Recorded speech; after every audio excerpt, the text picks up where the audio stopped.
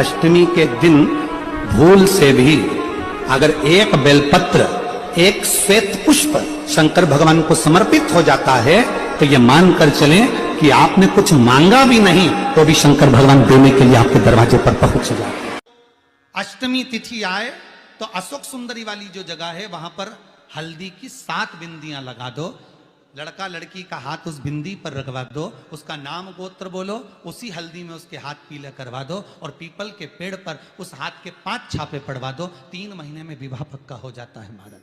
उसका इतना, अशोक सुंदरी के उस हल्दी का इतना प्रमाण, 3 माह के अंतर्गत विवाह नक्की होगा। इतना इतना प्रमाण है महाराज। भगवान शिव की आराधना का कोई साधारण, कितना सुंदर कहा है। शिव महापुराण की कथा वर्णन करती है, यदि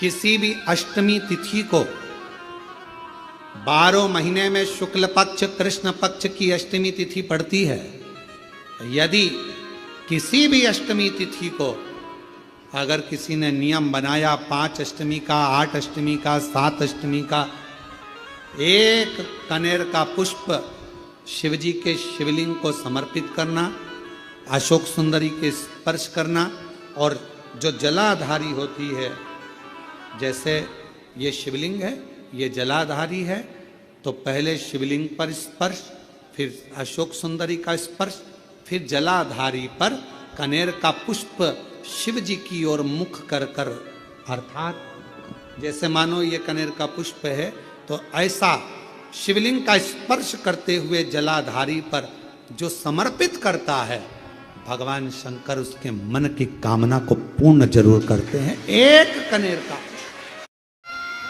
कनेर का पुष्प मां श्रृंगार कर रही है, कनेर के पुष्प से माता सती श्रृंगार कर रही है। पहले जटा का श्रृंगार किया, बड़ा। अष्टमी के दिन 5 वृक्ष की पत्ती को, कितने वृक्ष? बस 5 वृक्ष की पत्ती और एक श्वेत पुष्प, सफेद कलर का पुष्प अशोक सुंदरी वाली जगह पर लगाकर देवाधिदेव महादेव जो चढ़ा देता है, बस निर्मलेश्वर महादेव का नाम लेकर जब चढ़ाया तो कार्य सफलता की ओर अग्रणी हो। बेलपत्री को जब भी चढ़ाया जाता है तो पीछे की डंडी पकड़कर नहीं चढ़ाया जाता। बेलपत्री को चढ़ाने के लिए मध्य भाग को, जैसे यह बेलपत्र होता है तो इसका मध्य की जो डंडी होती है, मध्य भाग होता है बेलपत्री का, तब मध्य भाग को पकड़कर हम भगवान शंकर को बेलपत्र समर्पित करते हैं। कोई भी बेलपत्र ऐसे नहीं चढ़ाता कि जब भी पकड़ेंगे तो मध्य भाग को पकड़कर बेलपत्र समर्पित करेंगे।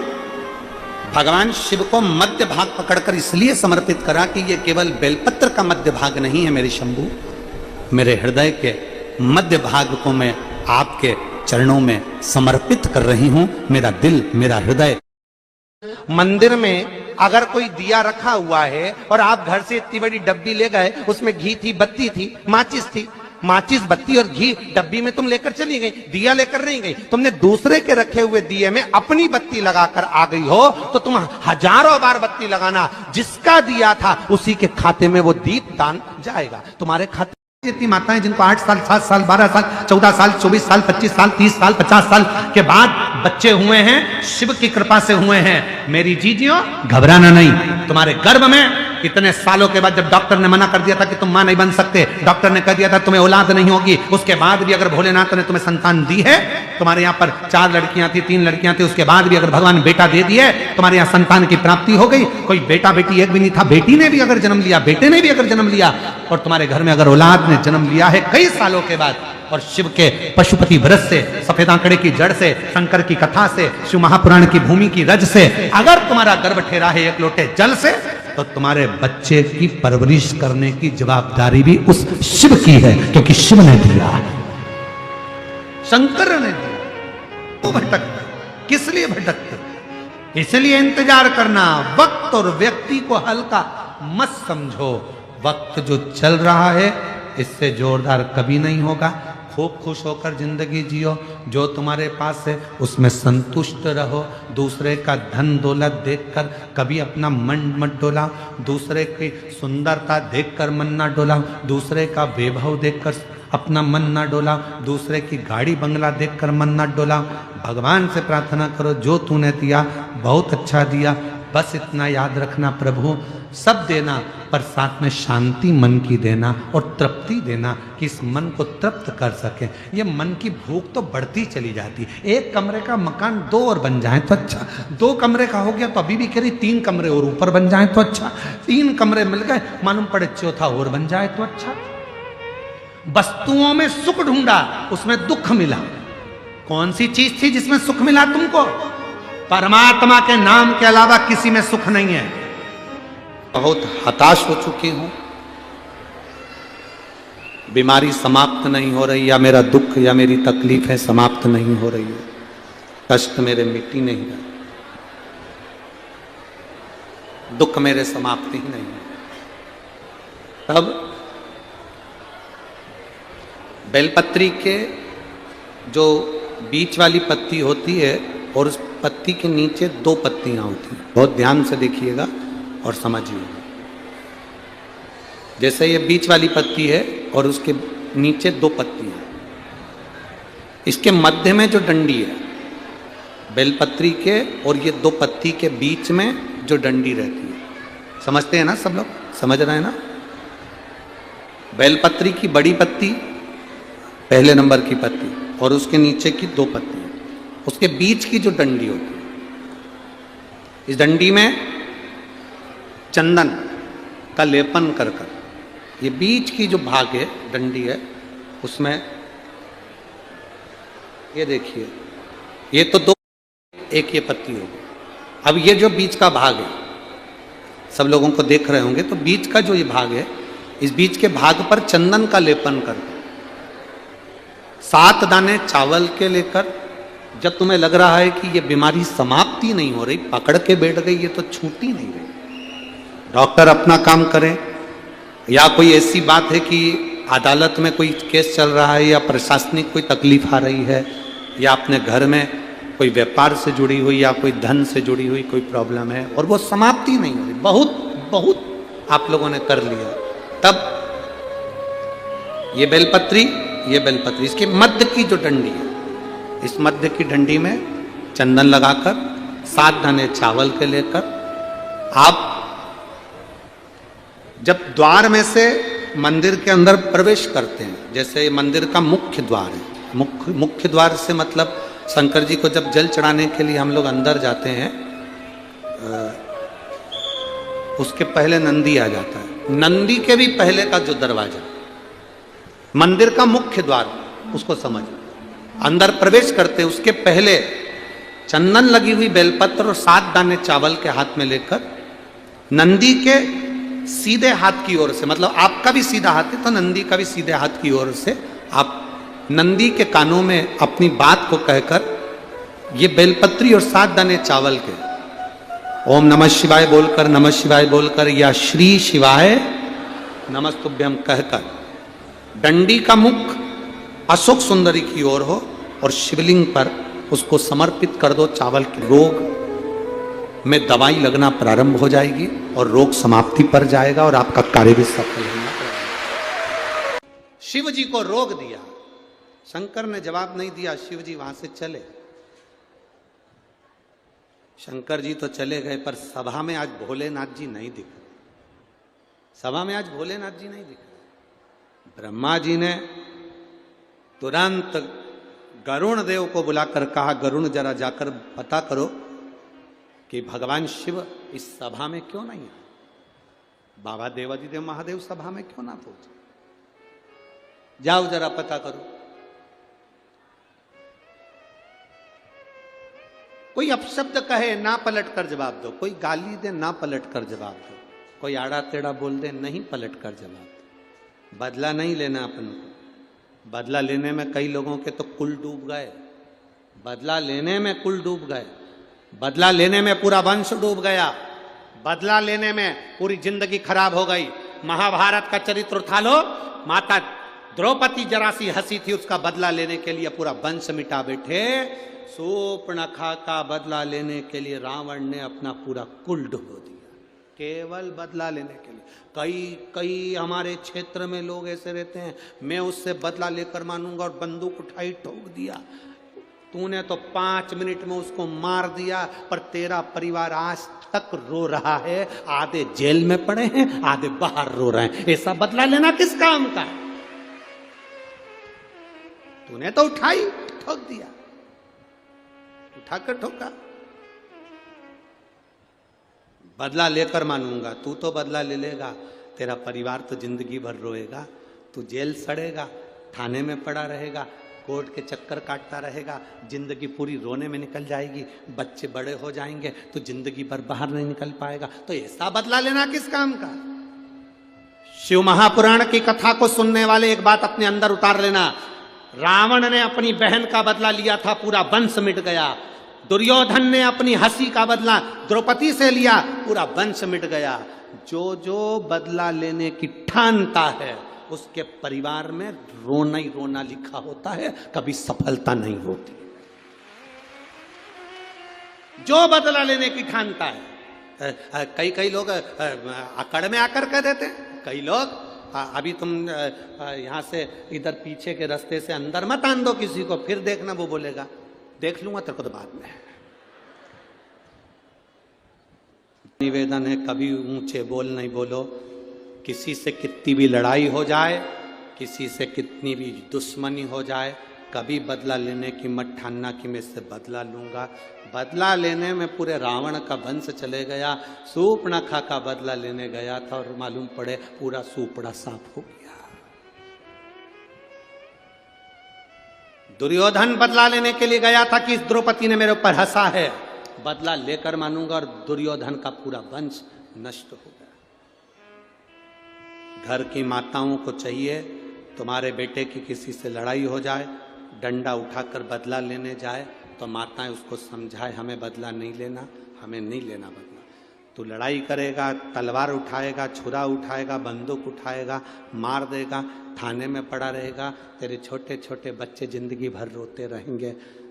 शंकर भगवान से सीख कर चलना। शिव जी कभी पलट कर जवाब नहीं देते, कभी पलट कर। शंकर भगवान ने जितने असुरों को मारा, एक भी असुर से, एक भी राक्षस से शंकर जी की दुश्मनी नहीं थी। एक भी राक्षस से शंकर जी की दुश्मनी नहीं थी, एक भी। तुम अंदाजा लगा कर देखो, वो भस्मासुर राजा था, एक बार प्रवचन सुन लिया उसने, और प्रवचन सुनकर भस्मासुर ने विचार कर लिया मैं भगवान शंकर की पूजन करूंगा। शिव जी की पूजन में लग गया। लोग कहते भस्मासुर था, असुर था, राक्षस था। हम कहते उसके बराबर भक्त नहीं था भस्मासुर के बराबर। लोग कहते ताड़कासुर असुर था, राक्षस था। हम कहते ताड़कासुर के बराबर कोई भक्त नहीं था। शंकर जी ने जिसको मारा सब उनके भक्त थे। भस्मासुर राजा था। पत्नी ने पूछा क्या कर रहे हो? शिव जी की आराधना। शंकर का शिवलिंग बना था, पूजन करता। शंकर भगवान उसकी तपस्या से प्रसन्न हो गए। मांग तुझे क्या चाहिए? भस्मासुर ने कहा आपके चरणों की सेवा दे दो, मेरे को अब राजपाट नहीं करना, मुझे तुम्हारी सेवा करना है। शंकर भगवान ने कहा मेरे पास सब है, नंदी है, भृंगी है, श्रृंगी है, पत्नी है, सर्प है, गंगा है, सब है, मुझे तेरी जरूरत नहीं है। नहीं नहीं नहीं, मैं तो आपकी सेवा करूंगा चाहे कुछ भी हो जाए, मुझे तो आपकी सेवा करना है, आप मुझे सेवा में रखो। शंकर भगवान ने कहा तो फिर एक काम कर, पार्वती जी से पूछा इसको कौन सी सेवा दें। पार्वती जी ने कहा एक काम करो, इसको भस्म लाकर चढ़ाने की सेवा दे दो। भस्म चढ़ाने की सेवा? हाँ। पार्वती जी के कहने पर शंकर भगवान ने भस्मासुर से कहा तू जा भस्म लाना, मेरे पर चढ़ाना। शमशान की भस्म मुझ पे चढ़ना चाहिए, इसके सिवाय कुछ भी नहीं। मुर्दे की भस्म मुझे चढ़े, उसके सिवाय कुछ नहीं। अब भस्मासुर शमशान जाता, वहां से भस्म लाता, शिव जी को चढ़ा देता। शंकर बड़े खुश रहते, रोज यही करता, प्रतिदिन सुबह जाना, भस्म लाना, चढ़ाना। 6-7 महीने निकल गए, 1 साल निकल गया, 4 साल निकल गए। चौथे साल में भस्मासुर शमशान में भस्म ढूंढता रहा पर मिली नहीं, क्योंकि कोई मरी नहीं लिया था। कोई मरे जले तो भस्म आए, अब कोई मरे ही नहीं तो भस्म कहां से आए?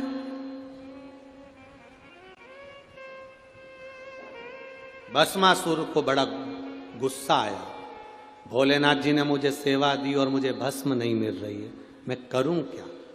भस्मासुर की जो पत्नी थी बड़ी चतुर थी, उसने कहा देखो कब तक दूसरे की फैक्ट्री का माल लाओगे, अपनी खुद की फैक्ट्री चालू करो। भस्मासुर ने पूछा अपनी फैक्ट्री कैसे। पत्नी ने कहा शंकर जी की तपस्या करो, वर मांगो, जिस पर तुम हाथ रखो वो भस्म हो जाए, उसी की भस्म शंकर जी को चढ़ा देना, अपनी कंपनी का माल चलता रहेगा। रोज कहीं ढूंढने जाना नहीं पड़ेगा, किसी के ऊपर हाथ रख देना, भस्म हुआ, उठाया और चढ़ा दिया। कहां तक दूसरे की फैक्ट्री का माल लाओगे, अपनी खुद की फैक्ट्री चालू करो। सुन लिया भस्मासुर ने, लग गया तपस्या में। भस्मासुर ने तपस्या करी, शिव जी सामने आ गए, मांग तुझे क्या चाहिए, आशीर्वाद दो, जिस पे हाथ रखूं वो भस्म हो जाए। शंकर भगवान भी अड़भंगे थे, उन्होंने कह दिया तथास्तु। खुश होकर भस्मासुर घर गया। खुश होकर जैसे ही भस्मासुर घर गया, पत्नी को देखकर आनंदित हो गया, मैं तुझे गले लगाना चाहता हूं। क्यों? तेरे कहने पर मैंने शंकर जी से वर मांग लिया, आज अपनी फैक्ट्री चालू हो गई, मैं तुझे गले लगाना चाहता हूं। पत्नी भाग गई पीछे। पत्नी को लगा फैक्ट्री की कंपनी का माल सबसे पहले मेरे ऊपर यूज कर रहे हो। पत्नी भागी। पति ने कहा कहां जा रही है, पत्नी के मैं अभी आ रही हूं। पति भाग, पत्नी भागती गई, भागती गई, भागती गई। पत्नी ने सोचा कब तक भागूंगी, कुछ अच्छा कर देती हूं। इतने में पत्नी ने अपने पति से कहा सुनो जी, वो भोलेनाथ हैं, शंकर जी हैं, अड़भंगे हैं, शंभू हैं, इतने सीधे हैं, जो मांगता है उसको दे देते हैं। कभी कभी उनका दिया आशीर्वाद भी लगता ही नहीं है, इसलिए प्रैक्टिकल करके देखो क्या उनने सही में आशीर्वाद दिया है। तो इतने में पति ने बोला तू मेरे पास में आ, मैं तेरे सिर पे हाथ रख के देखता। पत्नी बोले मेरे पे नहीं, जिसने दिया उससे पूछो। अब पत्नी गई, शंकर भगवान के पास में भस्मासुर गया, भोलेनाथ जी को याद किया, शंभो हर हर। शंकर भगवान आए, मांगो क्या चाहिए। उसने कहा बस तुम्हारे ऊपर हाथ रख के देखना है कि तुम भस्म होते हो कि नहीं होते। शंकर भगवान बोले बता, हमने कंपनी खोली और ये हम पे ही प्रैक्टिकल कर रहा है। शिव जी तो छोड़कर भागे। जो भोलेनाथ भागे, पीछे पीछे भस्मासुर, आगे आगे भोलेनाथ। नारायण भगवान के पास पहुंच गए। नारायण भगवान की धर्म पत्नी लक्ष्मी जी मिली। प्रभु क्या बात है, कहां भाग रहे हो। लक्ष्मी जी ने कहा कि क्या हुआ। शंकर भगवान बोले पीछे भस्मासुर आ रहा है, जिस पे हाथ रखता है वो भस्म हो जाता है। लक्ष्मी जी भी भग गई। भागते भागते महादेव पहुंच गए सीधे नारायण के पास में। नारायण ने पूछा क्या हो गया। भस्मासुर आ रहा है, जिस पे हाथ रखेगा वो भस्म, जिस पे हाथ रखे वो भस्म। अच्छा ठीक है, जिस पर हाथ रखेगा वो भस्म हो जाए। अब नारायण ने कहा चिंता मत करो, चिंता ना करो, चिंता ना करा जाए। भगवान विष्णु ने सुंदर स्त्री का रूप लिया, भस्मासुर के सामने जाकर खड़े हो गए। शादी के मन की बात आ गई भस्मासुर के। भगवान विष्णु ने कहा मैं जैसा नाचूं वैसा नाचोगे तो मैं तुमसे शादी करूं। नारायण ने हाथ करा ऊपर, भस्मासुर ने हाथ करा ऊपर। नारायण ने दोनों हाथ करे ऊपर, भस्मासुर ने दोनों हाथ करे ऊपर। नारायण ने अपने दोनों हाथ रखे सिर पर, भस्मासुर ने जो रखे सिर पर। हो गया। और महाराज अगर किसी व्यक्ति का एक्सीडेंट हो गया है और बिल्कुल डॉक्टर ने कह दिया कि इसका बचना मुश्किल है, तब प्रयास करो बन सके। रात्रि के समय हो चाहे दिन का समय हो, कभी भी शिव जी के मंदिर में जाकर एक हाथ में दूध लेकर, एक हाथ में जल लेकर, मां प्रत्यंगिरा का नाम लेकर, मां दंतेश्वरी का नाम लेकर उस दूध और जल की धार को एक सांस शिव पर चढ़ाना प्रारंभ करो और प्रारंभ करो और उसका नाम बोलकर कि बाबा उसको संभाल लेना मेरे भोलेनाथ। बहुत डॉक्टर मना कर रहा है पर तू कृपा करेगा तो वो अच्छा हो जाएगा। देरी करूंगा तो वो ठीक हो जाए। ठीक है, जिस स्त्री के रजो धर्म के समय पर कोई नारी कहती है पेट दर्द होता है, कोई कहती है रजो धर्म नहीं आता, कोई कहती है रजो धर्म रुक जाता, वो नारियां जो बहुत उदर से जुड़ी हुई कहीं ना कहीं तकलीफों में होती हैं, अगर मां प्रतिंगिरा का स्मरण कर कर एक चावल का दाना, भगवान देवाधिदेव महादेव जिस जलाधारी पर, वो जो गोल जलाधारी है, जिस जलाधारी पर शंकर का शिवलिंग रखा हुआ है, उस जलाधारी पर कहीं पर भी एक चावल का दाना या तो मां दंतेश्वरी का नाम लेकर या प्रतिंगिरा माता का नाम लेकर अगर चढ़ा देती है तो उस नारी के रजो धर्म से जुड़ी जितनी प्रॉब्लम है वो सब समाप्त हो जाती है। यहां तक प्रतिंगिरा माता का